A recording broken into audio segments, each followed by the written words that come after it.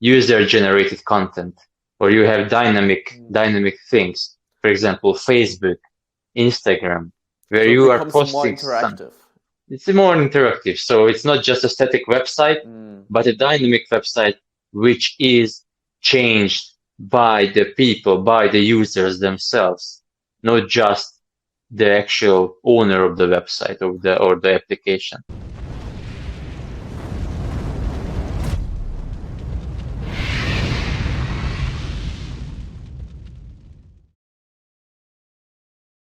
Hello there. We have another way to level up the education system. This time we are specifically talking more about Web3, VR, and something that is very dear to me, which is the Immortals community. And we actually have someone who's like working there in the advisory board. That is Dominik, and he even has his own company. Can you explain what Web3 is to someone who has like no idea about like the whole decentralization part, the whole blockchain part? Someone who's like, okay, well, I can use a computer and I am on social media, but like, what is Web3 now?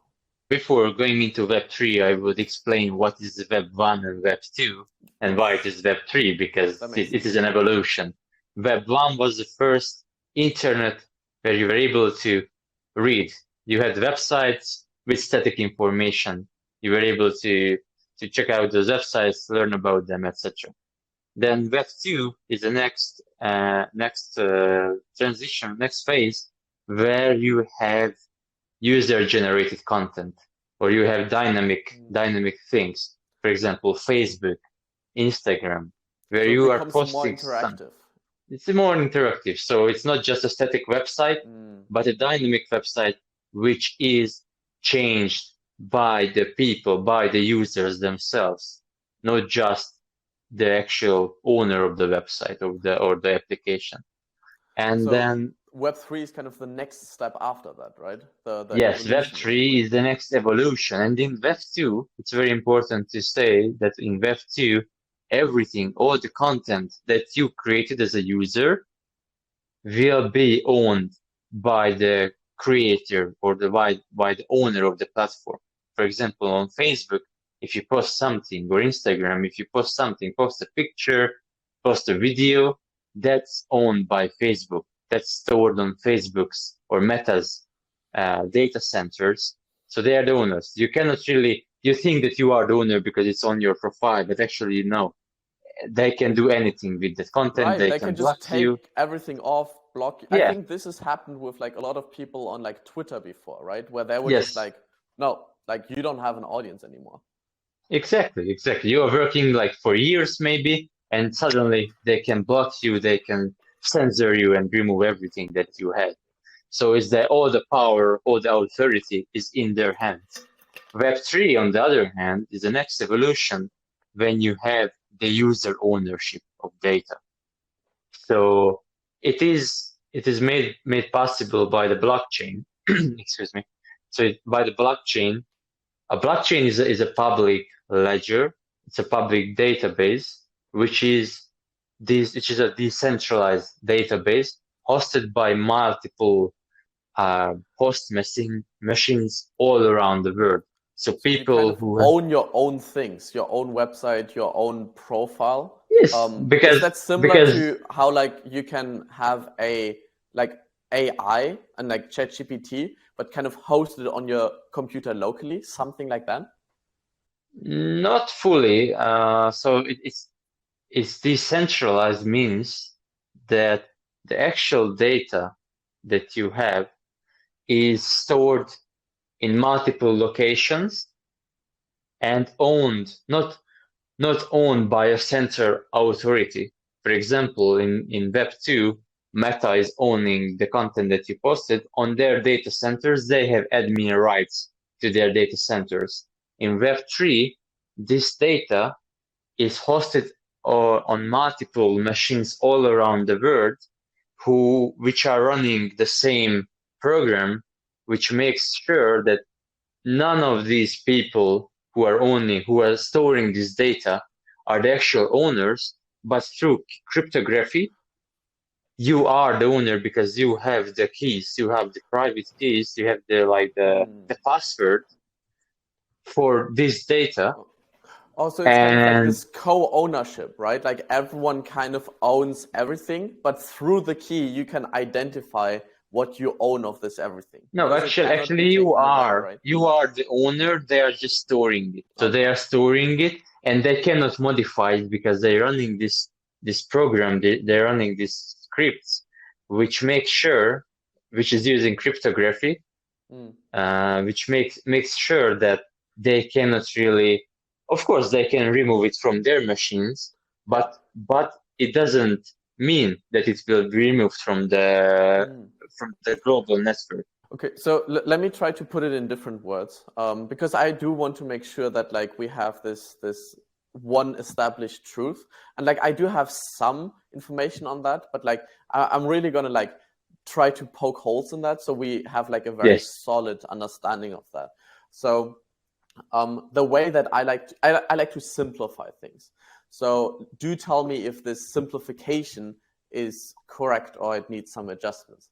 So for me, it sounds a little bit like everyone kind of runs this program, and as long just like a certain number of people run it, it's always going to be running. So no one can just like Yes. take it away. So it's this like, as long as there's like one instance of that running, like you can just access it, kind of like with the internet and servers. So but like Yes. everyone is their own server, and on that you kind of like own a certain number of, like you can kind of have an identity, or you were talking about a key, and with that Yes. key you can unlock a room of data, or like whatever Yeah. you want to like kind of store behind that key. Yeah. Is that an like okay simplification? Yes, it's an okay simplification. By default, all the data on the blockchain in Web3 is public. So the key that you have most like by default give you access to modify the data, to remove the data, or like to change stuff in the data, but everybody else can read it. But there are Oh, other systems which is private and have the privacy and have the encryption and everything. In that case, the key will give you access to the actual data as well. So there are gotcha. multiple layers.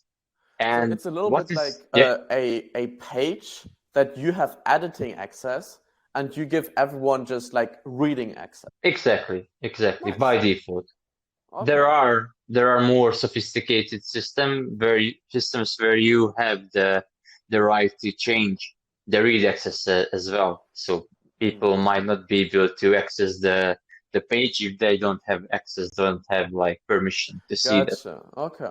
And this is kind of like how digital assets are built then, right? So like there is this one owner that is able to access it because he has the key. Yes, And like it can be literally anything, right? It's like as long as it's yes, digital, it can be encrypted by this key, and thus yes, making you the sole owner and deciding what you want to do with that. And no yes, one else can like ever take that away from you, right? yes. And you can imagine this like if you replace Facebook's centralized servers with a decentralized server like this, Facebook might be building the actual platform where you can read, you can see the posts, you can see the comments and everything, but they are not able to remove the posts or remove the comments or anything because those comments, those posts will be stored decentralized, and you will have the actual rights to Yeah, change this the is cool. data, to remove the data. Of course, they can like on the front end, they can change it. Okay, I will show only these posts and this post on the front end.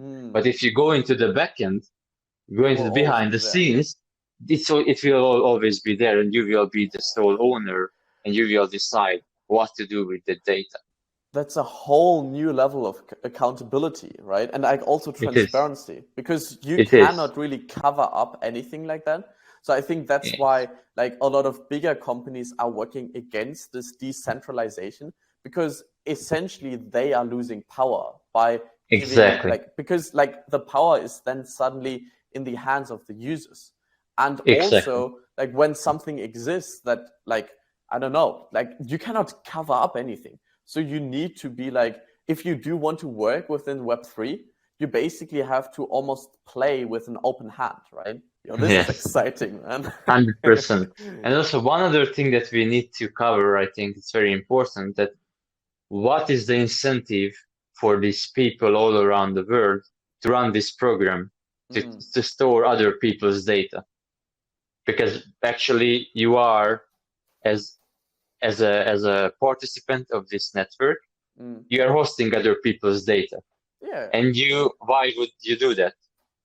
You're Also, doing it. like, yeah, the value that, like, what's the return of investment, right? Yes. So actually you are providing your resources, your machine, your laptop, your phone, your mining rig, your cryptocurrency mining rigs, etc., to run this whole network and store this data. And in exchange, by running these actual, it's called nodes, by running this program, actually you are getting back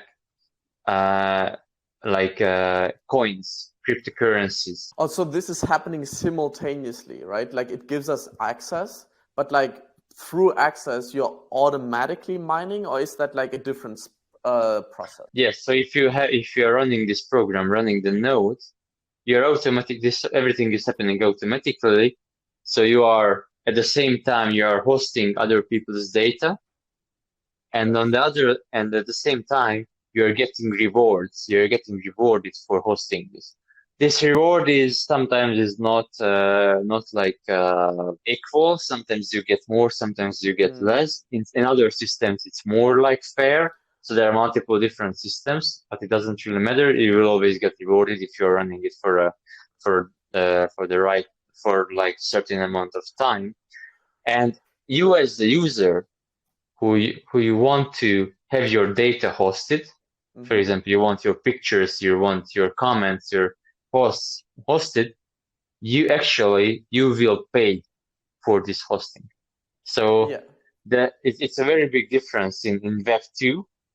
Actually, Meta and Facebook is paying for the data centers for hosting your data. Oh, so like that would kind of like be shifted towards the users in general and like distributed not evenly, but as evenly as it can be made. So it's a whole new responsibility. So you are having access and like authority over your data, but you are paying for that to be like hosted. So like with more power comes more responsibility, essentially. Exactly. Right? Of course, there are hybrid systems, or there are other solutions when somebody like Facebook says that, okay, it will be decentralized, but because I still have the platform where the people are like generating content and I am monetizing that content, I am paying for the users for this for hosting the data. So Facebook can, or Meta can get and pay you for this hosting, and then you don't have to host, or you won't have to pay. Also, you could still outsource this if you want to. So that's kind of like, but like that goes more towards Web 2. Okay. Yes. I think that makes sense. Something else and it's that like there are like different like phases, like Web 2 and 3, and you can. it's there's not a spectrum. binary step. It's like there's a steps to get there. Yeah, you can be fully decentralized, fully Web 3, or you can have like somewhere in the middle where some things are decentralized, some are not. Of course, like some things are paid by you. Like decentralize everything, right? Like you can depending on like where you are at, and also depending on your resources, I think it makes sense. Like, okay, well, like how far am I on the spectrum? But I think as a general truth, and I think like that's with a lot of things, is the more or the closer you are to Web3, the more decentralized you are, the greater the amount of freedom you have with that. So you kind of like, it is like a little bit more costly than like doing it over servers like Facebook and Amazon as well. They have like also huge servers. The more you kind of take responsibility of taking care of that for yourself, the more free you will become, obviously. But I think there are like so more advantages of having that, because it's not just like this ownership of that, but it also goes into like but just having this as a system and kind of like using this, not because we've been just talking about the hardware level and like, okay, how like do you need to kind of do these things separately, but more specifically, how do we get to benefit from that? And one of the Yes. things that I think is almost like crucial that we have this is when we talk about deepfakes, which are essentially, and I think that they're starting now-ish, where you get to like overlay the face of a celebrity over your own. And this can be like a fun thing. I think there are like some Star Wars shorts where like Obi-Wan reacts to like the new like Ahsoka trailer, or Qui-Gon being like super pissed that you can like heal now with the Force. It's like, this would have been nice. But like, so, Yeah. but it can also be abused, right? Like it's fun if you do this with a Star Wars character, but it's a very different thing if the president were impersonated. And I believe like Web3 can solve this problem, but I think you can explain that a little bit better than I can. Yeah. So basically, in Web3, because you have a decentralized identity, which is your key. Actually, it can represent an identity as well, your own identity. Actually, in a bright future, we would be able to move our identity cards that we have owned by the government I could be like that. moved to Web3, could be moved to like this decentralized storage, and then you have this identity there, which you can universally use everywhere and can represent you. You can sign documents with it. You can Oh, so you like kind of prove like that's you. connect it with other information to prove that this is you, and no one can like Because fake you it. have ownership. You have ownership Yes. of these keys, of these like keys that can access everything that you own. And if we have this system, and there are multiple like decentralized identity systems, like WorldCoin by Sam Altman, the founder of OpenAI, for example.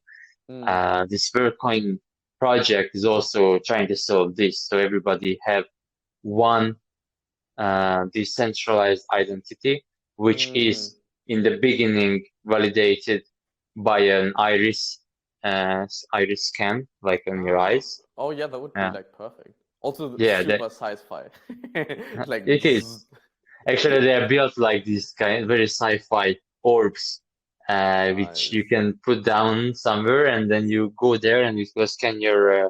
iris, and then from that scan, they are creating a cryptographically validated information, a hash. So they won't store the actual iris data, but they're just creating a hash, creating like a sequence of numbers and characters, Got and it. that will be unique. Like it's a very long character, so like list, so it will be unique to every person because every person's iris is different. Yeah, There are no, and no with that we can kind of validate the information, right? So like this exactly. eliminates deepfakes because you can always, you know that, hey, this is coming from this reliable source.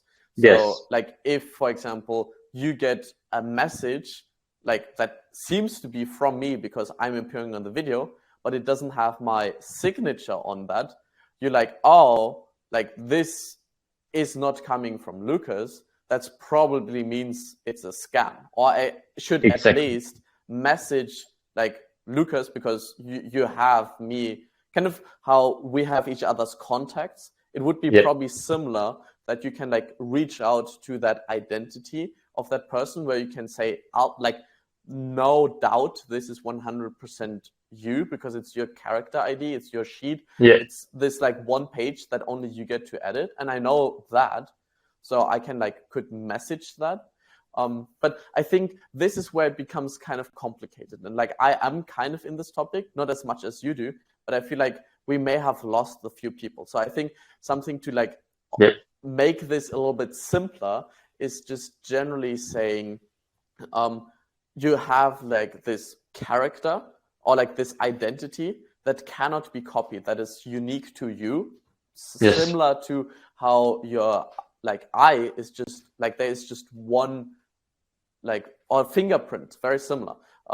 Even though fingerprint Exactly. isn't as accurate as like your iris, but still it's like, okay, for sure this is coming from you. That means we don't have like deep fakes kind of impersonating us. That means we have like digital assets connected to us, and we can like keep track of them like however Yes. we want, because they're like connected. And ultimately this moves more towards decentralization, becoming like more responsible of our own data, of our own processing in that way. So this is how I would summarize. But I think the general Web3 space, like something that they would need to solve for more people to get into there faster, is making it simple. And I think this is why a lot of people, when they hear Web3 or crypto or anything, that's like, oh, it's like one of those again, right? So Exactly. I think an important step would be is like this one single truth that you said you have these different programs or these different ways of like validate these things. I think compatibility would be important. So like when we look at Meta and the metaverse there, and then Tom Bilieu is trying to build something similar with Project Kaizen, and like in the future, everyone will kind of like build their own universe in that way, Yeah. maybe even. I think it's important that there's a compatibility amongst these, and like similar to like Web3, that like, yes, you can have your own system that runs perfectly, but it should be connected to all other systems. So like there's this one single source of truth that we can always come back to. Yeah, exactly. As you now currently have the web, have the internet, and you're opening websites, you can open any kind of websites in your browser. But in Web3, sometimes you need different kind of plugins, different kind of programs in order to access these systems. And like it's very this hard. friction is too much for most people who are familiar Yes. with the ease that comes with today's internet, the ease that comes with today's software. Yes. Just like looking what is possible already with certain ecosystems. I find Apple especially impressive there. But maybe this is a nice transition to like see where this is going, because we just talked about like how like we are familiar with like this ease of use. And I think this is a lot on like how the interface is built. And I just mentioned Apple because I think Apple produces a very nice interface.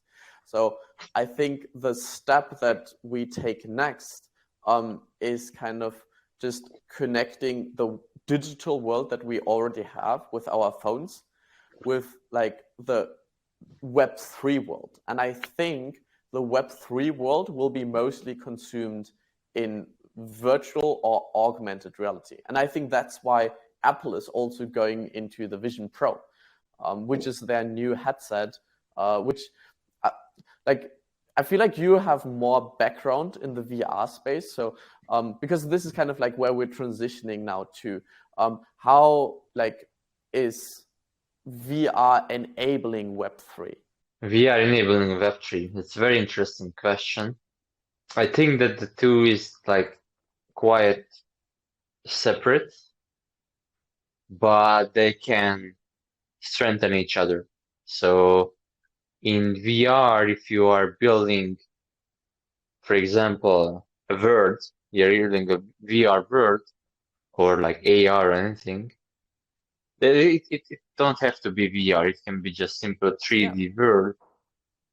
And then if it is a world where you have like user-generated content or user-owned things, like if it is a game and you are collecting currencies or you're collecting achievements or you're building. Yeah, so you can combine it. So, for example, Roblox. Most of the people probably have heard of Roblox or like the other one from I forgot the name. Fortnite. And then if you're building there something, and if it is Web3 enabled, then you will be the owner of the thing that you built. So it can provide an underlying system which makes the ownership of your things that you build, that you collected, truly yours. Because, So for it's example, kind right of like now, really building your own world, right? yeah, Damn, that's yes, cool. because right now, if you build something in Fortnite or Roblox, that will be owned by them, by their data centers. But if you decentralize this part, if they ever go bankrupt or ever something happens, the things that you built will still be there, still be owned by you, and And you maybe can also somebody choose else. how to edit these, right? Like you're the Yes, one running the updates on them.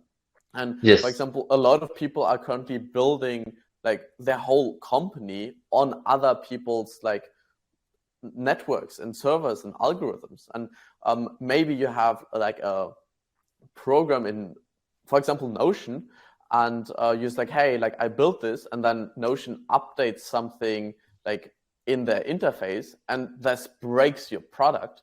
You're like relying on them to fix that. Otherwise, your business is dead in the water. And I think this would be kind of like having your own worlds in there that you own is super powerful. yes.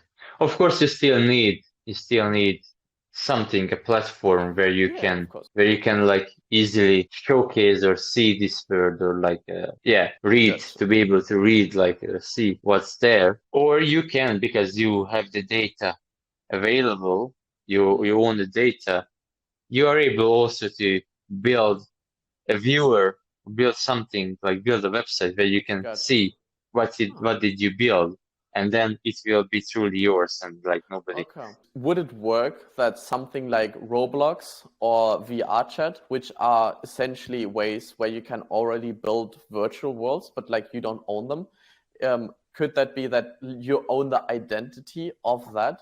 So like kind of not a complete Web 2 and not a complete Web 3 either, but like is it possible, for example, to say, hey, I would like to have this Roblox account or this VR chat account with that specific world connected to my Web3 character or like key that only I own? Is something like that possible? It's possible. It's just the matter of if they wanna have that Ah, feature or okay. not. So like VR chat would have to approve that this works, for example. Yeah, VR Okay. chat would need to change their systems, Okay. so all the people, all the identities would be decentralized, and then, or maybe you have the Oh, choice if you want to decentralize your stuff or not.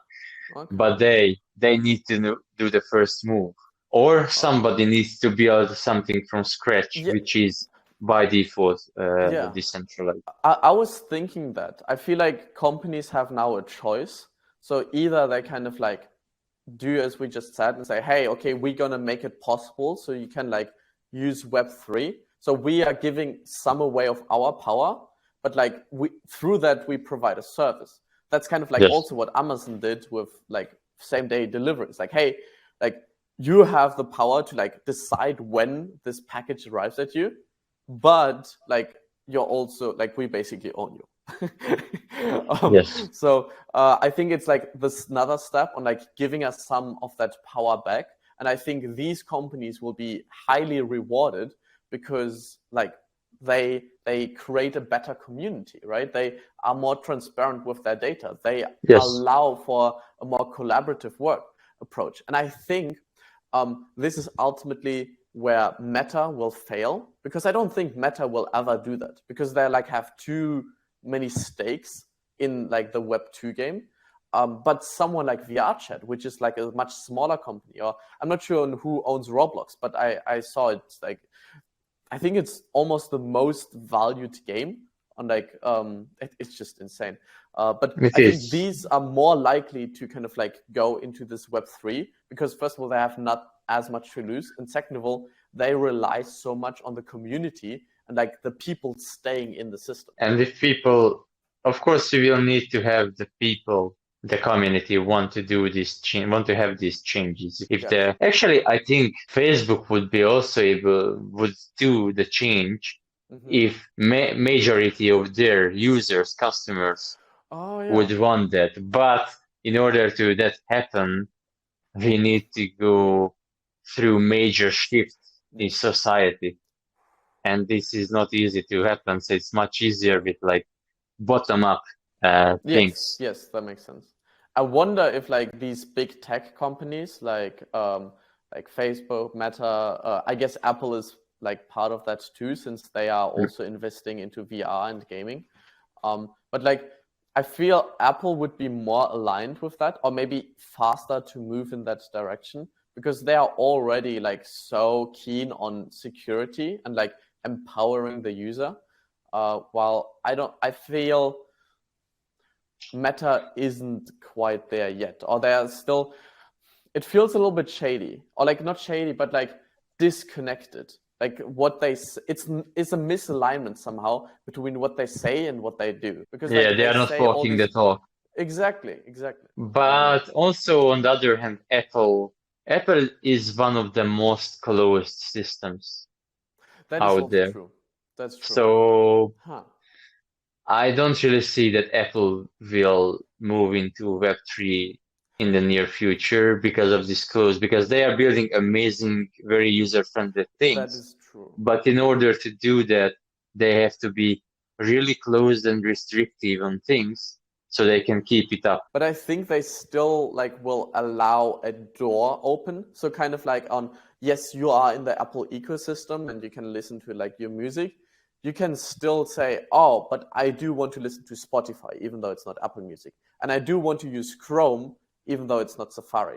So even though they may have their own like metaverse or like their own world, their own digital world, they'll still have like a door open to explore other worlds, because that otherwise Yeah. would be like suicide, right? Like they would not like win if there's like it's like, oh, you don't get to use all of these other things.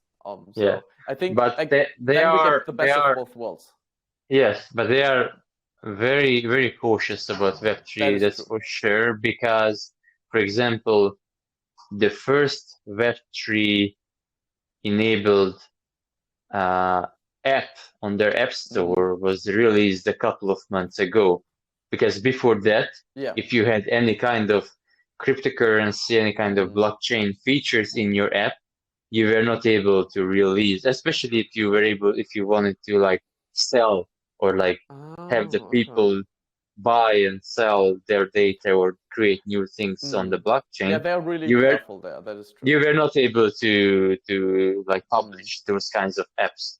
And I know it personally because we had customers Yeah. with my Yeah, interesting. studio where we were not able to publish the app on their app store, and we were Yeah. like messaging back and forth with them, but they didn't allow us. And now finally they are moving and like allowing some Yeah, I of the heard apps. that. Like also in terms of game development, I think they changed something with their engines or like their portability. So it's like way easier to port games from like Windows to iOS.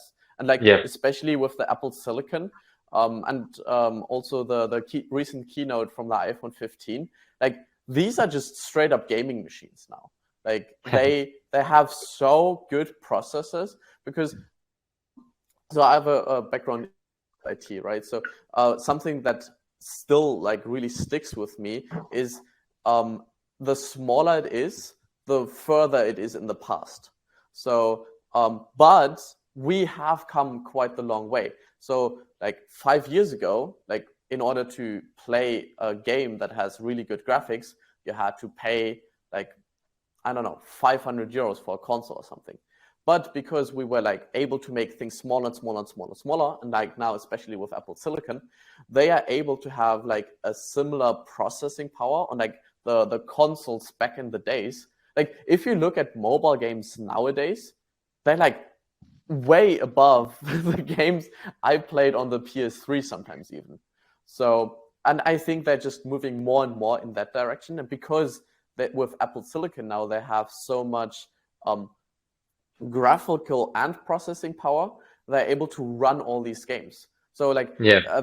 like something like Baldur's Gate 3, which is like a triple A game, which just looks stunning, just runs on my MacBook, which is like so impressive. Like I think it will even run like the previous game, which is called Divinity 2, one of the greatest strategy games out there. And it's a AAA game. It runs on my tablet, on it's not even the iPad Pro, but it's just a regular tablet. It's like that they are getting so smart in like packing these huge games that like usually require so much like processing. First of all, making the games more efficient, but also having the hardware be more efficient. So you basically like get to experience all of that now with this enhanced interface. So that's why I think, yes, Apple will probably not completely open up, but they are kind of like, they're slowly moving in that direction, maybe. Yeah. Something that like I'd like to transition from these like virtual worlds and like Web3 is something very practical. And I know that you work for the Immortals, and like I also basically joined that with during MVU, because Pei Huan introduced that like originally during MVU, and like was looking for people who are interested in immersive storytelling. But I feel like you can explain that way better than I could, even though I'm part of that and I'm also like helping out and being part of the community and contributing in every way.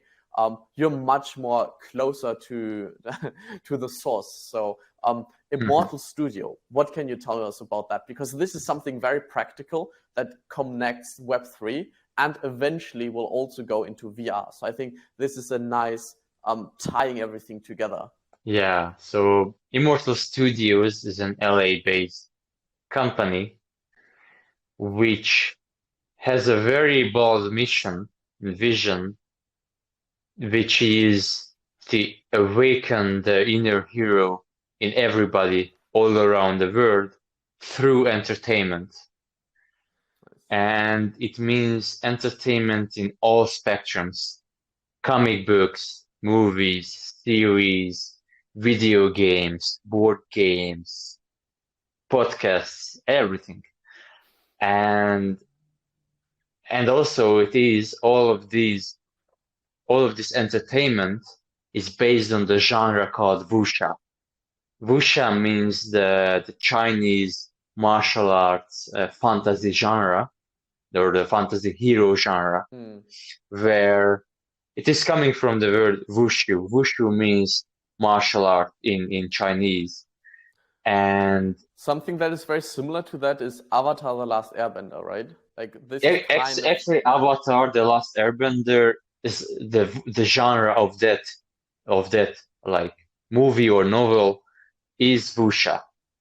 There we go. And wuxia means that you have two kinds of like hero genre. You have the Marvel and DC world or similar. When you have not actually in Marvel, there is also some wuxia elements or some wuxia Shang-Chi lines. was probably in Shang-Chi, that for example. Yes. Yeah.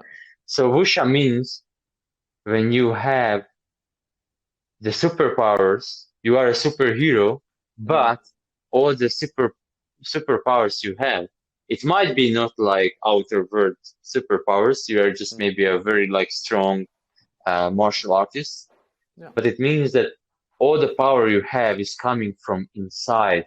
So you're cultivating all the powers, all the energies, all the dedication from inside. You were working on yourself for years or like tens of years to arrive to that point. It's kind of the empowerment of the individual, right?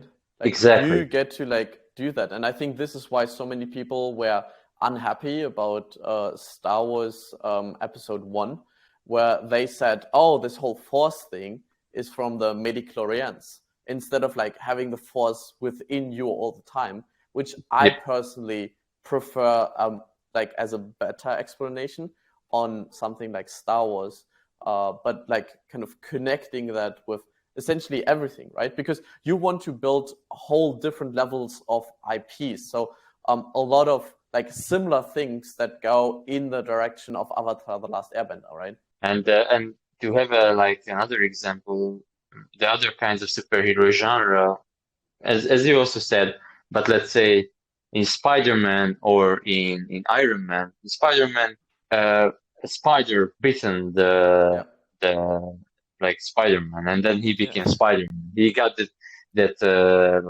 get that superpower from outside. Or in Iron Man, he was a billionaire and he built like a robotic suit, so he became But he like kind of like did that from himself, right? Like I would say Iron Man is more from within, because like he kind of used his own technology. There wasn't like something supernatural in that way. It was like it still came from him, I feel. Yes, but it's still an external thing that That is gives you true. the power, not coming from inside, not Oh cultivating yeah, from he inside. literally needed like the Yes, power reactor to kind of power up the suit. So if yes, this would be like from his own energy, then like shifting back to Wuxia, yes, and like this would be external. Okay, okay. yes, I actually want to, and I talked with Pei Huan about this. Again, he's the founder of Immortals, right? exactly. Yeah. So I don't think I've told you that. So that's a very funny story, or like something that the reason why I'm so excited about this, because there's this fantasy series that I love, which is called Codex Alera, and it basically combines Avatar: The Last Airbender with Pokemon. So in a way, on how you have like in Avatar, you can like control the elements, so you can just like shoot fireballs or like control water. You can also kind of but like in Avatar, you don't really manifest something with that element. But in Codex Alera, it kind of does. So you have if you are an earthbender, you can have a manifestation of an earth kind of like hound, because like, and he just can like come out of the ground. And this is something and that's why I love the Immortal series, because essentially you empower someone like me who is part of the community and like building on top of these storyverse that you're slowly creating. And I think ultimately this can also be done in VR. And I like know that you're also building this on top of Web3. So like, would it work? So for example, if I was to like, okay, I want to create my own like story worlds with Codex Alera, where we combine like the world of Pokemon with the world of Avatar: The Last Airbender, like also gaining passive abilities from these elements. I could kind of create this world within your world. That's what Immortals is about, right? Or at least is part of. Yeah, partially, yes. So basically, we have our own storyverse that we created. Actually, all this storyverse is coming from Pei Wan's father. His dad. He was a very famous writer in the wuxia genre in China, and now all the storyverse is based on his work. And basically, what we are doing is that we are providing this storyverse as a base, as a base like fundamental level. And also we are training AI models with all this with this storyverse, with all our stories and everything, all the characters. And then so nice. you as the user, you as the fan, you as the community member, you're able to come and within this storyverse, so within the boundaries, so it's not fully open. So within the boundaries, within keeping the IP like intact, within keeping like it in canon, you can build your own character based on your life, but being part of this storyverse.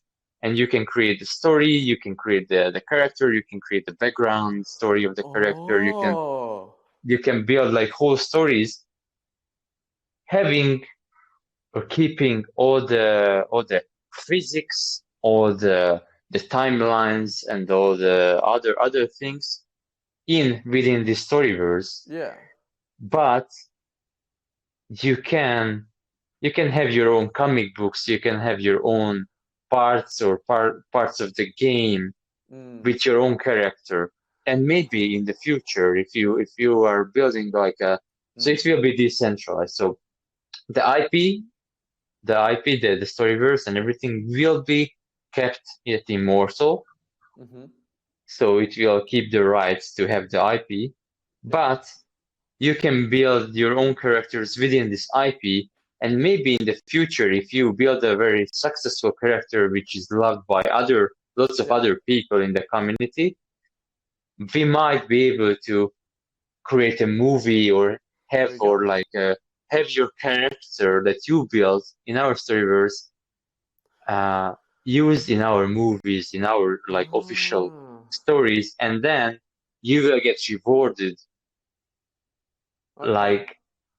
as the owner of that. So basically, you are lending. No, I get you. So let me try to it's re-explain that, like a and you can movie. tell me whether that works. It's like an actor. It's like an actor. Yeah. We are paying for you because you are the actor, and you are providing yourself to our movies, and then we are giving you back value rewards because you were there. But feel free to simplify your life. So the way that I see it is it's more focused on the people instead of necessarily creating this world. So and I'm gonna use me and Holy Game as an example, because I think this is what people kind of I don't know, something tangible, right? So if I were to say, okay, well, I want to build this world of Codex Alera, I could kind of take the main character out of this story and say, okay, I'm gonna have that character, which kind of to an extension is me, enter the world of the immortals and kind of be interwoven there in the story. And then if this character was to be super popular and people gaining more interest in the backstory of that, then something that you guys would be doing with immortals is okay, well, let's turn this into a movie, or let's turn this into a game. And I think this is where the value of the not completely decentralized everything, because you're still keeping some of the rights and some of the power, but that's also required because you have all the risk of the writing the stories, developing the game, and essentially you still provide the service, but you allow others to kind of come in there. Someone like me who's hey, I have an amazing idea, but I don't have the people to execute that. I don't have a studio. I don't have a whole armada of people that requires to build a game, which it kind of does today. And something and I love how you can say, well, it depends whether the people like that, because this is ultimately what builds the community. So the community votes on the content that gets pushed out even more. And through that, we get to build this universe together. And then someone else may have an idea and it's hey, I'm a huge fan of the Stormlight archives, where you can kind of suck in light from a storm, and you basically become super strong there, and you can reverse gravity or something like that, and fight with your staff. Personally, I fight with a staff. This is my kind of martial art form, or I just love to flow this around, so kind of Darth Maul style. So yeah, I'm super excited to kind of go there, and I think this is what it's also focused on, connecting that with some form of martial arts. Exactly, yeah, because it is based on martial arts, but also providing more explanation. If you're going back to the beginning of our conversations, we're talking about Facebook and Meta, how it would look like if you would have decentralized content, but they still have the platform. So this is very similar. We are having the platform, we are providing you the Storyverse, we are providing you all the building blocks, all the base elements that you can use, and even we are providing you AI models which you can use to generate your character based on the background story that you provide. And this AI model will help you to very fast create the character which can fit into the Storyverse. But the character, the story, everything that you built will be decentralized. So you will own this character, but still we are owning. I don't own the platform, so it's kind of you don't a own the platform. Solution. It's a Web 2.5. I like that. It's a nice step in between there. Okay. Yes, that's exactly cool. Because providing fully decentralized, fully Web3 things, it's quite complex, and it takes sometimes it's very complex. The UX is very hard to make it right. But if you are somewhere in the middle, you can still provide the Apple-like user experience, Yes. but having decentralized parts, and you can own your data and you can get rewarded because you have data. And also, if you create a character, if you create a story, it will be there. It will be decentralized. We don't have Gotcha. to. It can still be popular. It still be popular Oh, but among the you cannot community. rewrite my character. No, we cannot. Ah, And that's cool. and if we like your character and if we see that yeah, your character is like going very well, we can say, or we can offer you, hey, do you want to have your character presented in our movie or in our game officially? And you can decide yes or no. But if Okay. you decide no, that character will still be there, and then the community can still interact with it, Yes. can read your stories Oh, and that's everything. cool.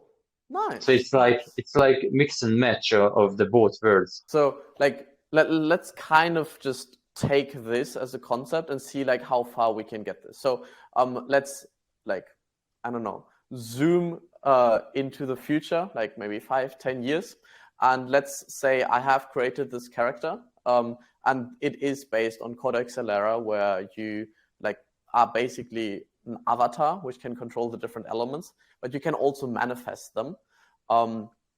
And this character is just becoming popular, and you guys are like, hey, like let's double down on that. That's pretty cool. Like, how can we get this further?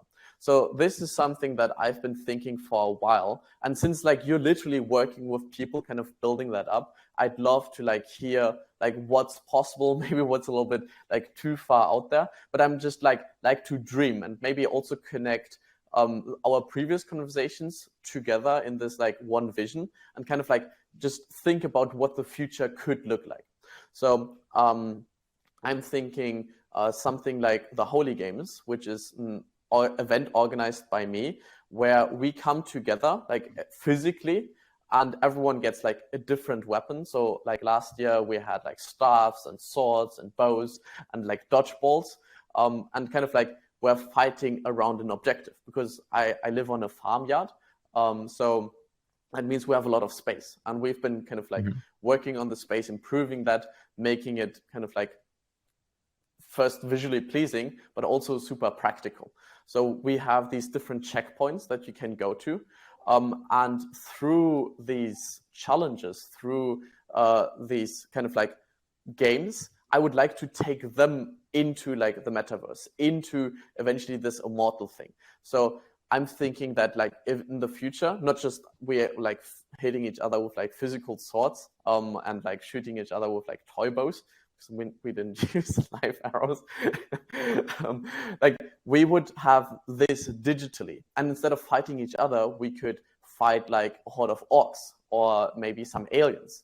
So I'm thinking that like we could just spawn like a wave of enemies in like my garden or something, and then like we get to defend my home with these different elements. And like this is where I would place like the main character, which would be me, and I'm like in there. So like I have to like hold this last stand for like in my story, and kind of like having that visually represented would be so like we could like put the archers on the roof, and like the earthbenders like in the choke point, so they can like herd all these people together. We have the waterbenders healing everyone, and like the airbenders just like flying over, providing aerial support, and like kind of playing that out with like actual people, with actual actors, but in augmented reality, which also can be in virtual reality.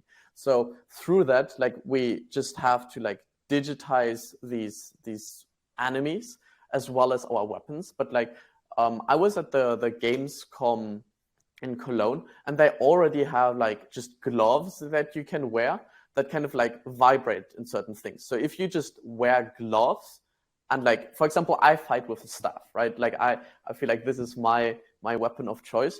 And like this would be augmented with these different areas. So like maybe out of my staff, I could shoot a fireball, but I could like also use it like a glider, how Aang uses it to like fly around. I'll have to see how I do this in like the real world. But essentially this could be like made in like enhanced through augmented reality, completely transported into virtual reality in this game where like the character I own, but like the game would be owned by the Immortal series. So I don't have to produce the game. I'm just saying like, hey, this is my story. This is kind of the context. So you can use the different era, the different elements, and kind of like you have these different weapons in my kind of story around the IP of Immortals. And if this becomes successful enough, to say, hey, yeah, let's actually do turn this into a bigger franchise, into a bigger game, into like maybe even turn this into a VR movie where you can like, I don't know, see this siege happen and like see how like everyone is just like fighting around and you get to kind of participate in the siege. And I'm thinking like I grew up loving movies like Lord of the Rings, and I was like, yeah, like they have this like huge massive battle, and like I just wish I could like be in this castle and like defend against the orcs as well. But kind of like taking that a little like one step further, where we can keep that like in our own homes. So I'm not sure if you've played Rainbow Six Siege, but it's kind of like this special operators, which is it's a shooter, but they get to like defend these houses, and like one of these houses just feels like a regular house or a chalet or like a train station or something. So like you kind of defend your own home, but like do it in this fantasy Wukong style where you just like throw fireballs and kind of like fly through the air and just, I don't know, drop kick like orcs and space aliens or something like that. So yeah, I love how we can like, this will be possible in the future. This is not science fiction anymore. This like will happen. Exactly. Yeah, I can't wait to have such experiences. And it would also completely remove the stereotype of a fat gamer. Because like, when you're like running around in the forest and like, I don't know, kind of fighting orcs and aliens, like you're gonna be buff. Exactly. What's your future with like the Immortals? Like, where do you want to take that? Like, you kind of like touched on like, okay, eventually this will happen, but like, what's your dream with that? And like, why are you kind of participating in their advisory board? Because you're obviously sold on that. Like, you have even a tattoo of them, right? There we go. Nice. I'm the fourth person on Earth who have this tattoo.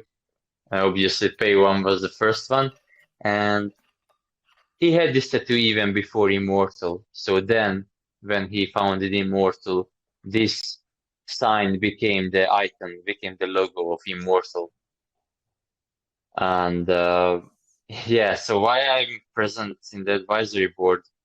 Actually, to be honest, I'm not there, not here because of the VR and AR and these kinds of things. I love these things as well, of course, but the main purpose why I'm here is because the mission of the company, awakening the inner hero in everybody all around the world, is so aligned, fully aligned with my soul's purpose.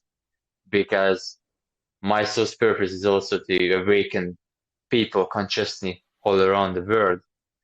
And I think to reach masses, to reach a massive audience and help them to go to the next level in their conscious and spiritual development, the best way to do that is entertainment, because everybody on earth is consuming some kind of entertainment. Yeah. And because Immortal Studios is like in all kinds of entertainment, as I mentioned, video games, movies, series, everything. And the Wuxia in itself is like is an evergreen genre, Yes. which can be related to by everybody, because everybody can relate to the inner hero, relate to like working on yourself and being your own hero in your own life. I think I also for like me, that you focus a little bit more on the Asian kind of aspect, because I think something that Pei Huan said that I found so powerful was like if you look at today's superheroes, they're like 80% from the US, which just doesn't make sense, because like superheroes should be from every country, from every nationality. And actually we are now diversifying it even more. In the beginning it was mainly Asians, but now in our next following like comic books and following like stories, as we are like going forward with the story verses, we're introducing black, introducing like South American, introducing other kinds of people, lots of female characters. So we are diversifying it as much as we can to provide, to make it able to be aligned or like to be related by everybody all around the world. You also make like the location Earth itself, right? It's not like this fantasy world, which no. Take a look at Lord of the Rings. Like you basically, like this guy invented our own language and like a whole continent, and that the continent that you see in terms of Middle Earth isn't even like everything. There's like so much more when you read the Silmarillion. Exactly. But like for some people, it's like amazing to geek out on that, and I do like that. But I think if we want to reach as many people as possible, we need to give them something that is relatable. Like, like I'm from Asia. It is cool to have Asian superheroes. Or I live in, and personally, I'm based in Frankfurt. So it's amazing that like something like that Frankfurt is mentioned like throughout the story. And I think Overwatch does something similar to that, where they have like, oh, you have to defend London now, or you have to like kind of push the objective in Toronto, and you have like and actually having these real locations, because you're based in LA, but a lot of action in the beginning is happening in Asia. That's how I understood it, right? There are but actually the main storyline is played in Los Angeles, actually. Okay. But as we are bringing more and more diverse characters, we will bring more and more locations all around the world. And these locations are all like real world locations. Amazing. Either from the past, in some past like times, or maybe in the future or in the present world. But also, which is interesting, that we have a storyline called Chronicles of the Immortal Sportsman, which is written by Paywan himself, which is actually about a group of friends who are playing a video game in a metaverse, and they are playing with these characters. But also they realize in real life they have these superpowers. So it's a very interesting story. I really recommend I'm excited to read that comic. Explore that further. Yeah, for sure. Okay, I think we should wrap this up. We're kind of a bit over the hour mark. So yeah, it was an amazing conversation. We talked about so much. Started with Web3, went into VR, augmented reality, and then like tying everything together with the Immortals. And man, like it feels too aligned. I like also with the flame, right? Because it's a flame tattoo. So yes, it's called the Immortal Flame. Okay, so I'm very intrigued on like how far we can make this go, because like I think this is the future. We are already living in the future. Now we just like have to pull the future in the present. And I think this is what the both of us doing with our work, awakening heroes and like training them. So I do like that. I'm excited to continue this. And how can people connect with Immortals, with you, with like go maybe deeper in certain things? Like what would your recommendations be? Yeah, Immortal is you can find out on our website, immortals-studios.com, or in social media, Facebook, Instagram, TikTok, Twitter. It's Immortal Wuxia, or mainly Immortal Wuxia, the handle you can find, but probably you will list all of these in the show notes. Yes, all of them are in the show notes, so don't worry And about them. me personally, you can find me on Instagram, Facebook, TikTok, with the handle the Awaken the Man, and also on YouTube. I'm providing content. I'm hosting retreats. I'm hosting cacao ceremonies. I'm hosting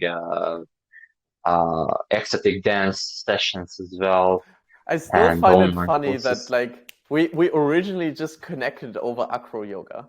Like Yes. so Dominik was like we were like last year at MVU and you held this acro yoga workshop and you were always like the guy for acro yoga. And then like it took us a whole year to realize that like yo VR is kind of cool, man. Yes. But it's meant to be. Everything happens for a reason, and I'm so glad that that this year we connected this deeply, and then we were able to like find out that, oh my gosh, that we have so many things in common, and like having this whole thing continue through this podcast. I'm so glad, and also through Immortal, it is so exciting, Yeah, I'm and excited. then I can't wait to continue everything. Yeah, same here, same here. So thanks again for your time and your amazing explanations. And let's see each Thank other you for next having time. me. Yeah, always happy. Welcome.